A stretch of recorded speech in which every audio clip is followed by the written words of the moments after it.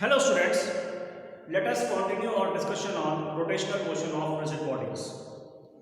और जो हमारा आज टॉपिक ऑफ डिस्कशन है that is moment of inertia, और एक बहुत ही इंपॉर्टेंट टॉपिक है रोटेशनल मोशन का। तो मोमेंट ऑफ इनर्शिया को समझने से पहले हमें टर्म इनर्शिया समझना होगा कि इनर्शिया क्या चीज़ होता है। थोड़ा सा उसको मैं पहले ब्रीफ कर देता हूँ। इनर्शिया क्या है? देखिए, अगर किसी बॉडी पे कोई भी नेट एक्सटर्नल फोर्स एक्ट नहीं कर रहा है, मतलब उस बॉडी पर नेट एक्सटर्नल फोर्स जीरो है, तो उस बॉडी की केवल दो ही स्टेट पॉसिबल हो सकती है। एक तो वो बॉडी रेस्ट में होगी, या फिर एक यूनिफॉर्म स्पीड से, एक कांस्टेंट एक यूनिफॉर्म स्पीड से एक स्ट्रेट लाइन पे मूव कर रही होगी, मतलब उसकी वेलोसिटी कांस्टेंट होगी। तो उस बॉडी की स्टेट ऑफ रेस्ट या स्टेट ऑफ यूनिफॉर्म मोशन में चेंज लाने के लिए आपको क्या लगाना पड़ता है? फोर्स लगाना पड़ता है, नेट एक्सटर्नल फोर्स अप्लाई करना पड़ेगा उस बॉडी पर। यानी कि हर एक बॉडी जो कि अपने स्टेट ऑफ रेस्ट या स्टेट ऑफ यूनिफॉर्म मोशन में है, ठीक है, तो उसके उस स्टेट में चेंज लाने के लिए,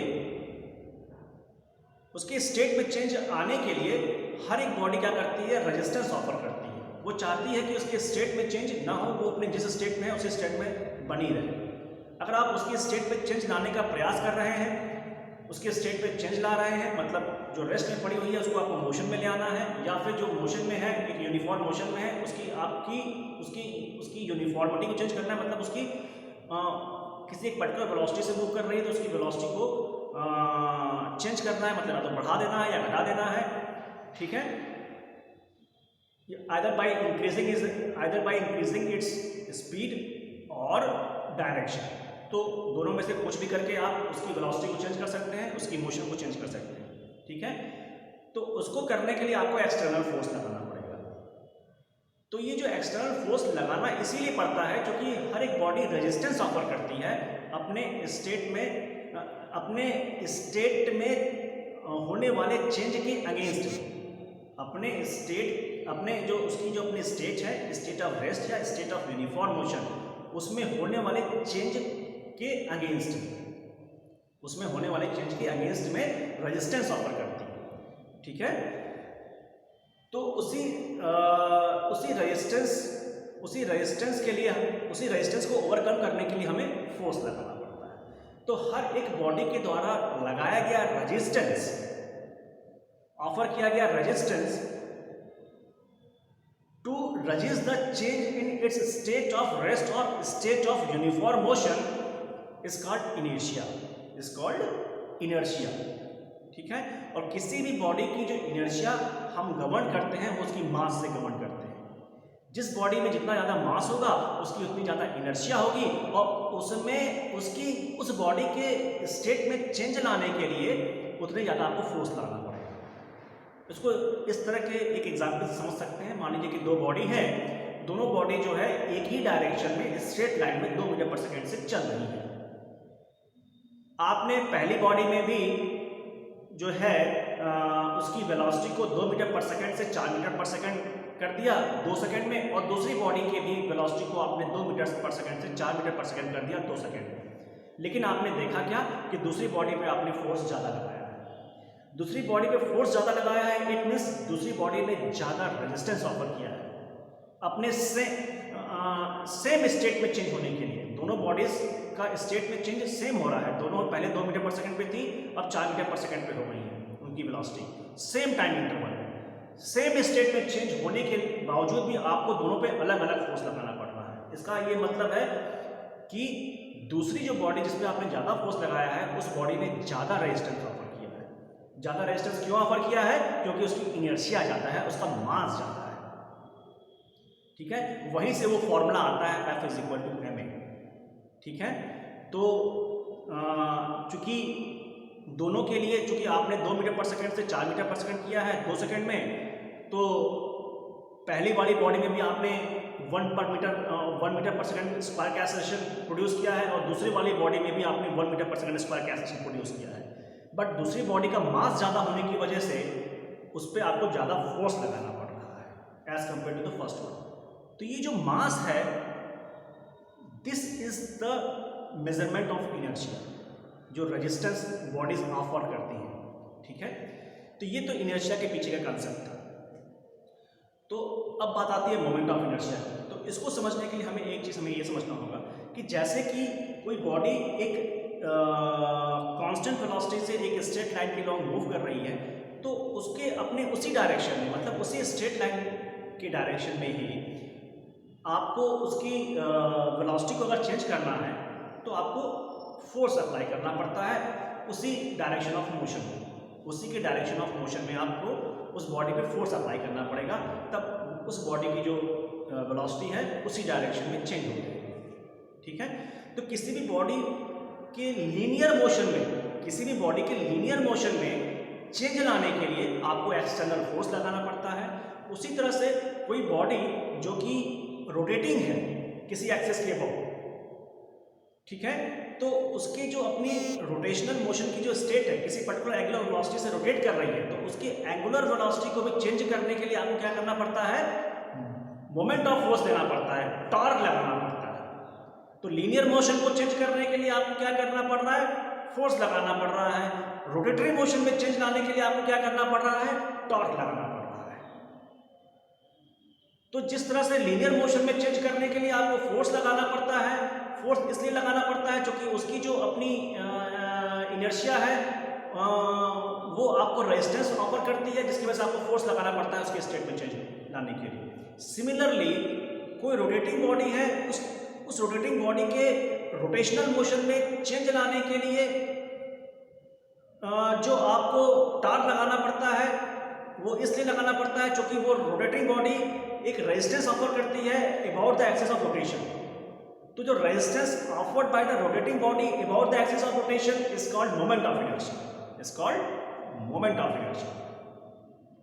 ये डिफरेंस है इनर्शिया और मोमेंट ऑफ इनर्शिया। इनर्शिया क्या है, किसी बॉडी के लीनियर मोशन में चेंज लाने के लिए जो रेजिस्टेंस ऑफर करती है body, that is called inertia, जिसको हम गवर्न करते हैं मास से। किसी रोटेटिंग बॉडी के मोशन में, रोटेटरी मोशन में चेंज लाने के लिए जो रोटेटरी बॉडी रेजिस्टेंस ऑफर करती है, that is called moment of inertia, that is called moment of inertia, ठीक है। तो ये बात कंसेप्ट क्लियर हो गई कि मोमेंट ऑफ इनर्शिया क्या होता है। तो moment of inertia is the resistance offered by the rotating body to resist the change in its rotating motion, to resist the change in its rotating motion about its axis of rotation, that is called moment of inertia, और इसको हम capital I से represent करते हैं। तो moment of inertia का क्या concept है उसको तुम लोगों ने समझ लिया। अब हम लोग मोमेंट ऑफ इनर्शिया को इवैल्यूएट कैसे करते हैं उसको समझते हैं। तो सबसे पहले हम एक सिंपल पॉइंट मास है, वो पॉइंट मास किसी एक्सिस के अबाउट रोटेट कर रही है, तो हमें उस पॉइंट मास का मोमेंट ऑफ इनर्शिया निकालना है about it's axis of rotation, ठीक है। तो सबसे पहले हम एक सिंपल पॉइंट मास का मोमेंट ऑफ इनर्शिया निकालना सीखते हैं, फिर उसके बाद सिस्टम ऑफ पॉइंट मासेस का मोमेंट ऑफ इनर्शिया निकालेंगे, फिर रिजिड बॉडी का कैसे हम मोमेंट ऑफ इनर्शिया निकालते हैं किसी उसकी अपनी एक्सिस ऑफ रोटेशन के अबाउट, वो देखेंगे। तो सबसे पहले हम देखेंगे क्या, moment of inertia, moment of inertia, moment of inertia, moment of inertia of a point mass, of a point mass, of a point mass about its axis of rotation, about its axis of rotation। मान लीजिए कोई point mass है, मान लीजिए कि आपका यहां पे कोई पॉइंट मास है m, कोई पॉइंट मास m है जो कि रोटेट कर रही है अपने इस एक्सिस O डैश के ओर, ठीक है। और इस पॉइंट मास की जो परपेंडिकुलर डिस्टेंस है from the axis of rotation, that is r, ठीक है। Suppose you have a point mass of mass small m which is at a perpendicular distance r from the axis of rotation O dash. Then the moment of inertia of this point mass m about its axis of rotation O dash is equal to m times of r square. m times of r square. ठीक है, तो moment of inertia जो इस point mass का अपने इस axis of rotation O dash के about होता है that is m into r का स्क्वायर, जहां पे r क्या है आपका perpendicular distance of this point mass from the axis of rotation.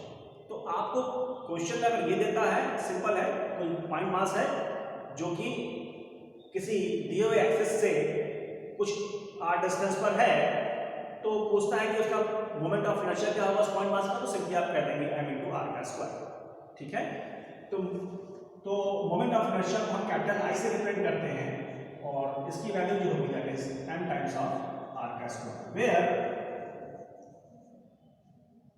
m क्या है, m is equal to mass of the part, mass of the point mass, mass of the particle लिख ले, point mass of the particle, mass of the particle, और r क्या है, perpendicular distance, perpendicular distance, perpendicular distance of the point mass of the particle from the axis of rotation, from the axis of rotation. Simple है, ये हो गया आपका moment of inertia of A point mass from its axis of rotation.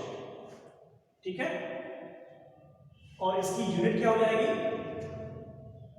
मास की जो हो जाएगी KG, और आर जो है दैट इज अ डिस्टेंस, तो KG metre square, KG metre square is the SI unit of moment of inertia, और dimensional formula हो जाएगा ml स्क्वायर।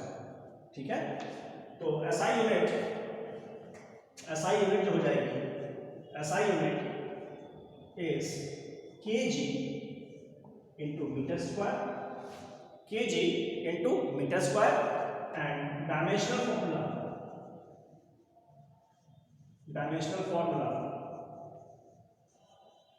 is ml। ठीक है, ml। ठीक है, ये तो हो गया moment of inertia of A point mass about the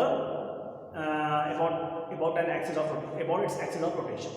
ठीक है, सिंपली आपको कुछ करना नहीं है, उस पॉइंट मास से आप उसके एक्सिस ऑफ रोटेशन पर परपेंडिकुलर ड्रॉ कर दीजिए, तो वो परपेंडिकुलर डिस्टेंस आ जाएगी, तो m times of this perpendicular distance का square, that will give you the moment of inertia of the point mass from its axis of rotation. अब हम लोग देखते हैं moment of inertia of system of particles, moment of inertia of system of particles.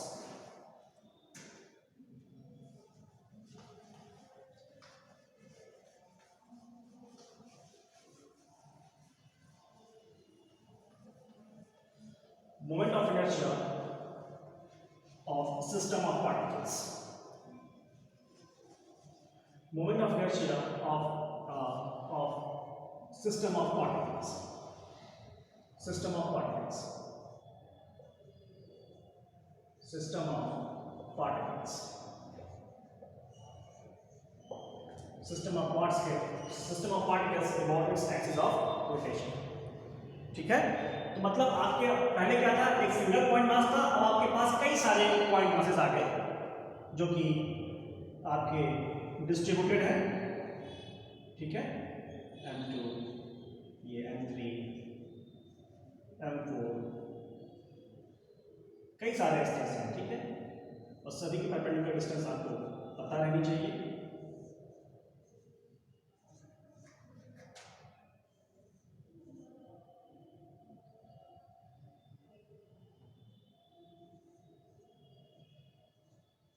इसी तरह से आपके हैं। ठीक है, suppose you have more than one particles and all they are rotating about a given axis of rotation. ठीक है, तो आपका जो O डैश है that is the axis of rotation, और उसके अबाउट कई सारे पॉइंट मासेस रोटेट कर रहे हैं। पॉइंट मास m1 भी है, m1 जो है वो o डैश से r1 परपेंडिकुलर डिस्टेंस पर है, मास m2 जो है वो r2 परपेंडिकुलर डिस्टेंस पर है, m3 जो है वो r3 परपेंडिकुलर डिस्टेंस पर है, m4 r4 परपेंडिकुलर डिस्टेंस पर है। इस तरह से और भी सारे पार्टिकल्स आपके डिस्ट्रीब्यूटेड हो सकते हैं, ठीक है। तो पूरे सिस्टम का जो मोमेंट ऑफ इनर्शिया हो जाएगा वो सारे इंडिविजुअल पार्टिकल्स का मोमेंट ऑफ इनर्शिया उसको निकाल लेंगे और सबको सम अप कर देंगे, that will give you the moment of inertia of system of particles about the given axis of rotation, ठीक है। तो moment of inertia of system of particles इस केस में जो हो जाएगा वो क्या हो जाएगा, हर एक पार्टिकल का मोमेंट ऑफ इनर्शिया निकाल लें उस एक्सिस ऑफ रोटेशन के अबाउट और सबको सम अप करते हैं, that will give you the net moment of inertia of complete system of particles, ठीक है।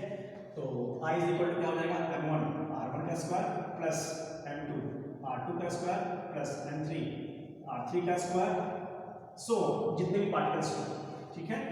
तो इसको हम लिख सकते हैं जनरल सम के फॉर्म में, समेशन m r का स्क्वायर, मतलब जितने भी पार्टिकल हैं उनका हमें क्या कर देना है, सभी का इंडिविजुअल मोमेंट ऑफ इनर्शिया उस एक्सिस के अबाउट निकालेंगे और सब कुछ सम अप कर देंगे, राइट। तो ये moment of inertia about moment of inertia of system of particles about given axis of rotation हो गया, ठीक है। Thank you.